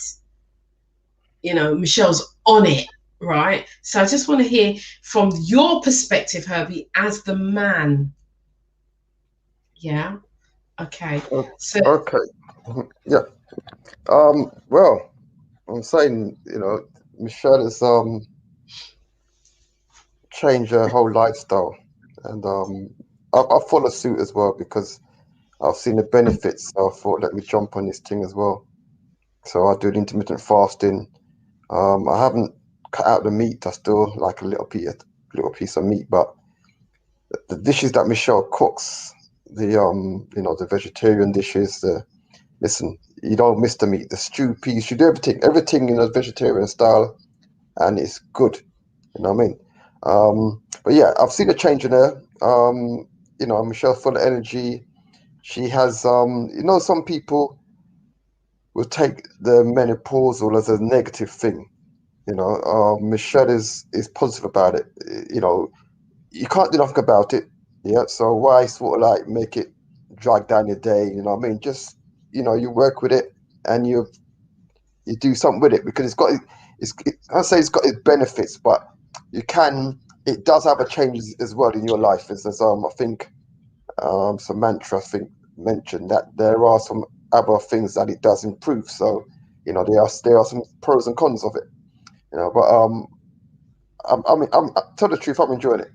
You know, and well, I'm not saying enjoying it, but I'm not. It's not disrupting our life. Put it this way. Yeah, we're working with it. You know, and we're just, you know, again, there's light in the tunnel. So we're going through this one, working it through, and then at the end we'll be good. You know, what can I say? Yeah, men, if you're listening, if your wife is going through the menopausal, or the pause that some people say in the group, really get involved. You know, I know we had talked the other day, it's a slightly similar sort of thing, but slightly off subject of it. We had a talk the other day about the men, because I'm hearing that men have a type of change in their life as well, which I'm now trying to look at to see, like, what is it? You know what I mean? You know, is it this midlife crisis, or is it something else? And that's something I need to look at, and probably I don't know if Zora knows anything more about that, or information about men changes and what their experience or what symptoms may be at all. Zora. Thank you so much, Shelby. Thank you for your honesty. You know, thank you for the fact that, you know, you're listen, men, here you see a man, a young man at that, who's been married for 34 and plus years. And he's saying that he's embracing it, he's taking it on, you know, and him and his wife are in communication, they're talking. So I want to encourage you to talk. That's first and foremost. And don't get in your feelings. Don't get in your feelings, but just be open, you know. And I know that is sometimes challenging, but you can do it. If you've been with somebody for X amount of years and you've gone through X amount of things, you can overcome this and you can work together. Now, I am going to put it on Zora live on air, that we will come back with an andropause show for the men. Did you hear that pause? Yeah, anyway. There's a reason for the pause, but I'm moving on from the pause, right? Mrs. Mibbs 22 says menopause, yeah, which is andropause. So we're going to look at the men are said to suffer from andropause, yes. So we are going to look at that and do a show. Why? Because before last week, I would have just said, yeah, I would have kissed my teeth at that for a show. But I'm here to say that this is a platform for the men too. Yeah. Last week, Tony said men don't have a voice. They don't have a platform. So hear what? The After Dark platform, I am opening it up for men too. So we're going to look and explore the andropause and see how we can help our brothers too. Yeah. So that, yeah, see if there's like, what? Yeah, because, you know, this is an equal platform, yeah? But going back to, because we're dealing with the women today and the men who love the women that are going through this. You know, we've heard so many things today and we're still going to continue. I want to bring in Faye. I want to bring Faye back as a younger woman going into, because I want to find out actually how you're feeling right now, because you said after hearing those things, you realize that you're having some of those symptoms. And this is why I love doing this show, because it's not just about, yes, us that are going through, it's to prepare those who are coming up to it. This is our response as the matriarchal leaders. It's our responsibility to help those who are coming up after us. I'm done with the, you know, I'm shutting down and, you know, I'll talk about it tonight. Just get over it. Just go through it. I went through it. You go through it. No, I'm done with that. We have to come to a place where we start to support the ones who are coming up after us. We've got to start talking. We are the only demographic. Let me just say this. We are the only demographic who don't support let me word it properly, who lack the support of those who are coming up after us. We want to hide everything. We want to push everything under the carpet. No, no, no, no, no. We're not doing the carpet business, right? We don't have carpet. We've got floorboards, and it's stained, and it's there, and it looks nice, and it's pretty. We ain't got the carpet that's got all the patterns on it, and you know, if you walk over it, you trip over because all the stuff that's underneath it. We're exposing that. We come to help each other, because that's the only way that we're going to progress. That's the only way our relationships are going to flourish. I'm sick and tired of seeing our relationships falter, and people have been together for 20 odd years and next thing they're in divorce. Why? Because they can't talk to each other. They can't communicate. No, that's done. It's done. So tonight, today, tomorrow, the next day, we are here to support one another as a community, because this is what we need. So Faye, I'm bringing you in, and then I see Lolly's hand up. I'm going to bring you in, Faye, and ask you, Faye, how are you feeling after this? After hearing all of these things, how are you feeling as a woman moving into the second phase of your life? Well, actually, I'm feeling, now that I've had the talk, thank you very much, Zora and Samantha, I'm actually feeling quite good, because I'm thinking that I exercise regularly. I've changed to it. I was doing intermittent fasting anyway, so I started doing that. So I think actually that I was full of life anyway, and that was a thing that I didn't really want to diminish. And now that I know the things that I'm doing at the moment will help with that, you know, excitement and, you know, that youthfulness that I still have, and I want that to may that continue for as long as possible. So I'm quite thankful actually that I've had those snippets of advice from both Zora and Samantha, because I think for me personally, a lot of those things I was starting to do or doing anyway. So I'm happier about it than I was 10 minutes ago, because I was thinking, oh my goodness, like when I saw the list of symptoms, I was thinking I am going through a few of those, and particularly the night sweats. The night sweats are horrendous right now. I mean, I sleep with the window wide open and I still get them. So so that's a big thing for me. But obviously, again, there are ways in which I control that with the eating. So the intermittent fasting will help that, because I did not know about the insulin levels and those kind of things. So I'm actually feeling a lot better than I was 10 minutes ago. because because of the, it's daunting. And I think my mum went through it quite later in life, and I was hoping that I would follow her suit. But clearly that's not happening for me. So, but yeah, I'm happier now, because, as I say, the things that I'm doing now will hopefully give me, keep me in that youthful mindset, and, I won't go through it in such a bad way as I thought I would have done before this conversation happened. Boom. This is a boom moment. This is like a transformational moment, and I hope that other women out there and their partners are feeling the same, that this information has given you hope. It's given you like, okay, I can start working through this from now, because that's what this is about. It's not about waiting until you have the symptoms. It's about putting these things into place now, so that you can start to navigate your life in the way that you want to do and the way you want to live. Lorraine has her hand up. Lorraine, come in. As an older woman and more mature, not older, because we're all young as the people you're feeling right now. So as a younger, mature woman, how are you feeling right now? Right now, I'm feeling a bit more, because me going through the menopause, and it's just,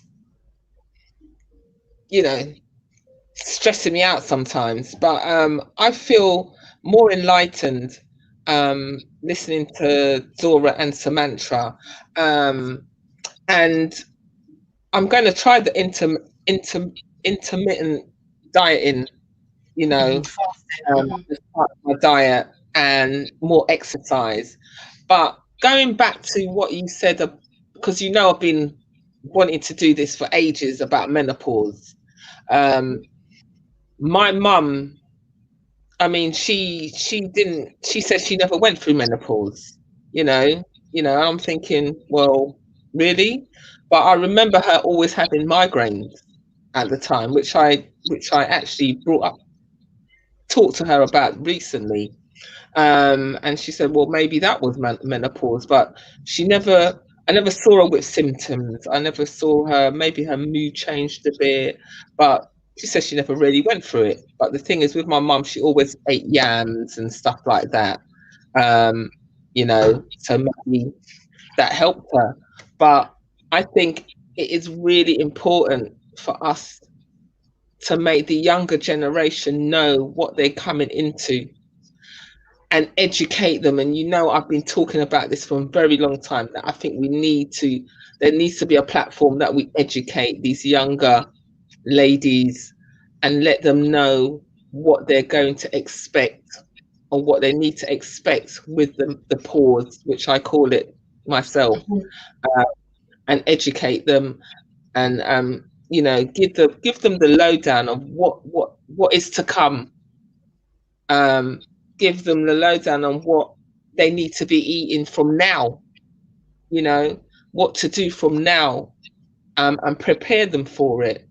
So yeah, it's been very educational, and I'm so grateful that we've done this show. I really am, because it's just helped me a lot, even more today than before. So I thank you all ladies for this. Thank you for saying that, Carol Lorraine. I really, really appreciate that. I want to bring in Theo. I'm just going to go through the panel, because I will be bringing in Samantha also, and Zora, as we're coming down to the end of the show. I just want to, as a man who's slightly younger, and his wife is slightly younger, going through that, I want to know how you're feeling about the information that you've heard today, and has that made a difference to you and moving forward in terms of your relationship with your wife? Yeah, definitely, because listening to Herbie and just listening to Herbie, really, because I'm listening because I'm going to be Herbie in a few years' time. So it's just good to hear just talking and just embracing it more than trying to fight against it, and just getting a better understanding of, especially the different symptoms. I just know about hot flushes and mood swings. That's all I know when it comes to menopause.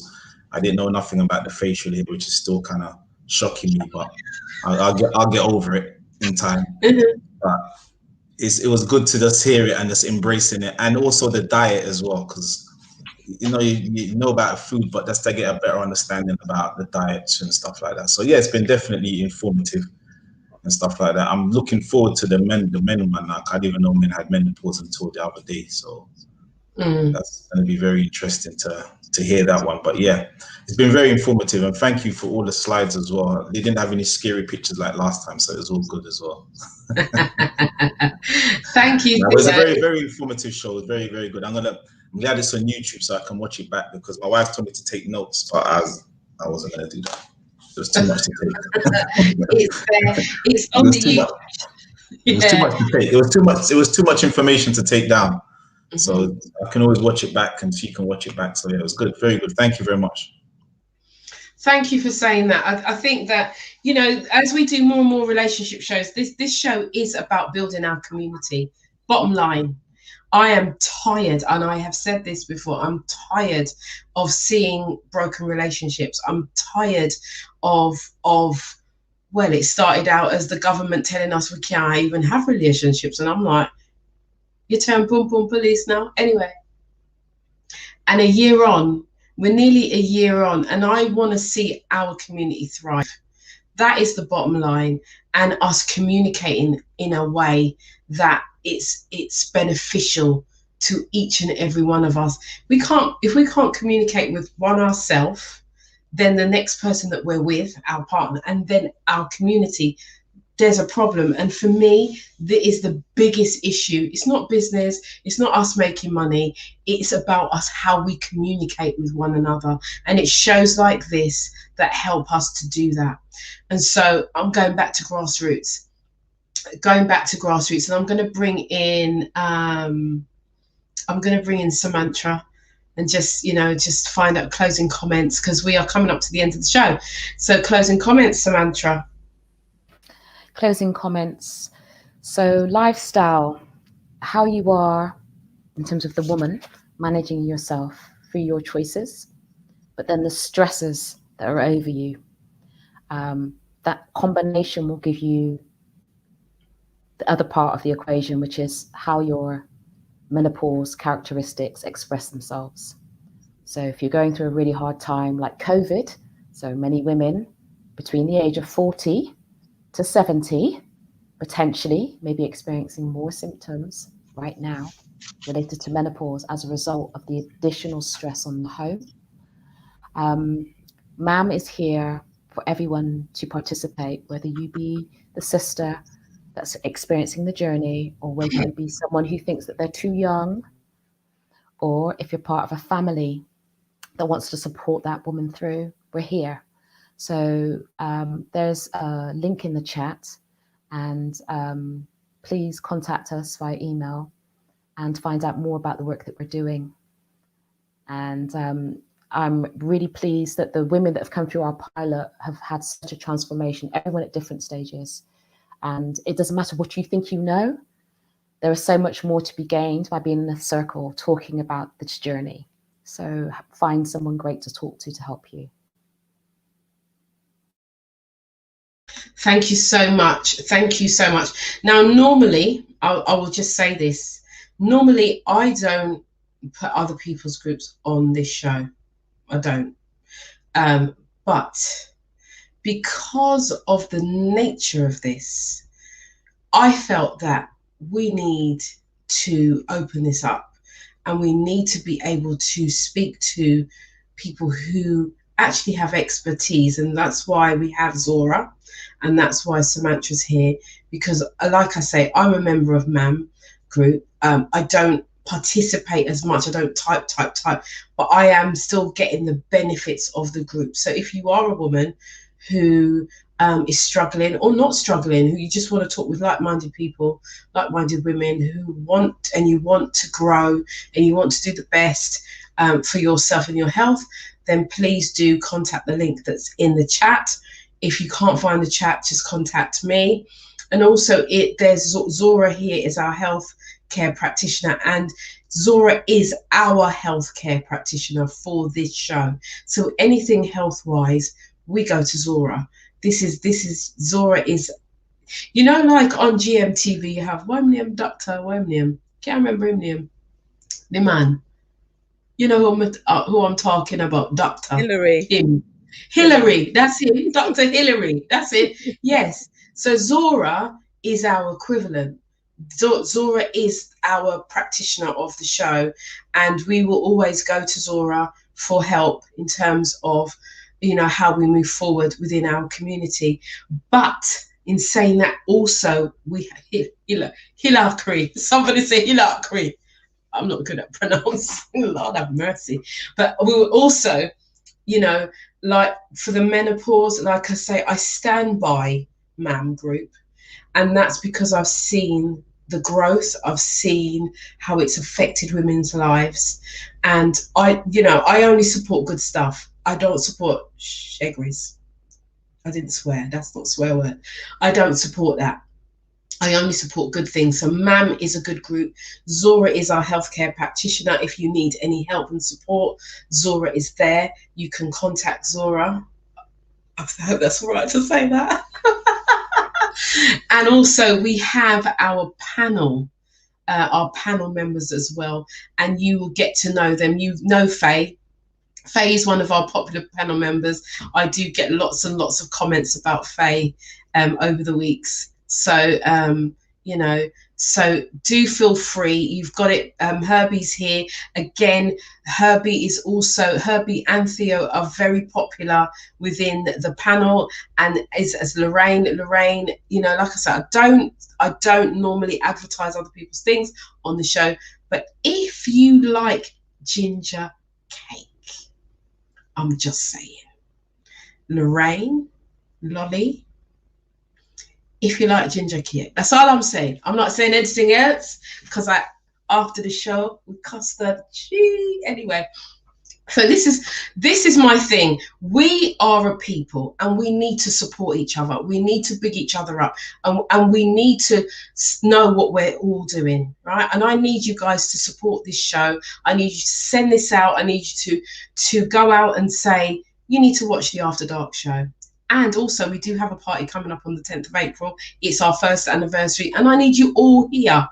Tickets are available on Eventbrite, and do you know what? All the tickets have gone. The free tickets are gone. Sorry. People were not playing today. As soon as it went out, they got the free tickets. So there is a cost on the After Dark party, and we have some amazing DJs, I want to say. So do be there. And myself and Theo, we are going to be hosting the party on the 10th of April. So it's going to be incredible. New Year's Eve was great, wasn't it, guys? New Year's Eve was incredible. We are going to have a party, not because it's online, but because we are the After Dark crew. But on top of that, I just want to say the After Dark retreat, the weekend retreat, is also coming. Isn't that right, Faye? Right? And so that will be as soon as we have permission, and I don't ask permission to do nothing, right? But as soon as the lockdown laws are lifted, we will be having an After Dark weekend retreat, spa, bumper cars, clay pigeon. We're filming the show there. We've got DJs. We've got everything over the weekend. What goes on the After Dark party weekend stays in the After Dark weekend party. Yes, because we're big people. Okay? All right. So I've said that, and I've said that loud and clear so everybody can hear. So, as I said, we've come to the end of the show, and I want to just turn my attention to two of the things that Zora said. Point number 3, ladies, turn yourself on. Don't wait for him to turn you on. Turn yourself on.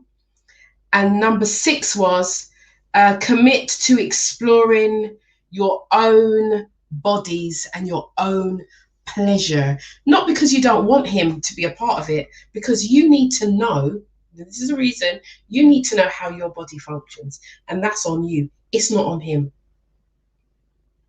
And this is what I always say, it's not on him, it's on you. So ladies and gentlemen, in terms of relationship, if you are waiting for your partner to do something to trigger you, to turn you on, I put it to you, do it yourself. Don't be lazy, right? Don't be lazy, and take responsibility for how you want to feel. Zora, before I leave, I have to bring you in. I know we've gone slightly over time, but I saw it go because we had adverts, so it's okay. So Zora, I'm going to bring you in. Unmute yourself and just give me your closing thoughts for the show. Unmute. All right, lovely. Thank you so much, Yvonne, for allowing me to spend some time with you, this precious time. What I wanted to just sort of reassure ladies and gentlemen who are listening is that it is a daunting time, especially for women who are going through this transition or the pause. It can be absolutely daunting and frightening, but what I would say, hang on in there, love each other, treasure each other. Each moment is still precious throughout the journey. You will look back at this phase of what feels like an absolute turmoil in your relationships, and you will laugh. You will laugh because you got through it together. I would say in peace, go forward, love and bless each other. It's a period of growth for women, especially, and a period where they can reconcile where they're at in their lives. And I would say embrace it. Don't be fearful of it. Embrace it. It's just a chapter in your life that you're both going through. You will get through it together, come what may. I can guarantee you that. Thank you so much, Zora. Thank you. I want to take this opportunity to thank everyone who's been here today. Samantha, Herbie, Zora, Theo, Faith, Lorraine, thank you so much. This is not the end of the conversation. I do believe there's more. I think we can go a lot more deeper into this. So in the next few months, I will be inviting you back, Samantha and Zora. Zora, you'll be back anyway, because we're going to do the show on andropause for the men, because I do believe that we need to support our men and give them the platform that they need to speak out. Also, just to remind you that next week is the men's. Listen, the men have the platform. I might not even sit in here. I might just sit back in the green room and let you lot just take over. We have a show called Why I Love Black Women. Hey, glory. Hallelujah. Oh, yes. I'm excited about that. Oh, yes. So we have Tony Crossbody. We have Mr. C. We have another young man called Gordon. Can't remember his surname. We have Theo Manderson in in our room here, talking about why we love, and Herbie, and why we love Black women. And we're going deep because of the conversation that we had last week, which we didn't get to finish, but we are going deep and we are putting the men in the spotlight. So Una better have enough things to talk about, because you got a 2 hour show. That's all I'm saying. You got 2 hours to talk why you love Black women. We want to hear it. Okay, I'm just saying. Anyway, so yes, Kelly Ross says fire. Yes, it's going to be fire next week. Yes, so do join us between the hours of 10 and midnight Tuesday next week for the After Dark show. And if you cannot be good, you better be careful. That's all I have.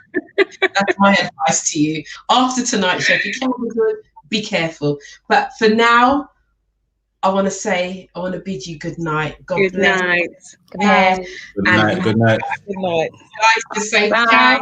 Bye. Bye. Good night. Good night. Good night. Stay online, everybody. Good night. Good night. Good night. Good night. Good night. Good night. Good night. You ready? You got me running. Got me running. Shake it, shake it.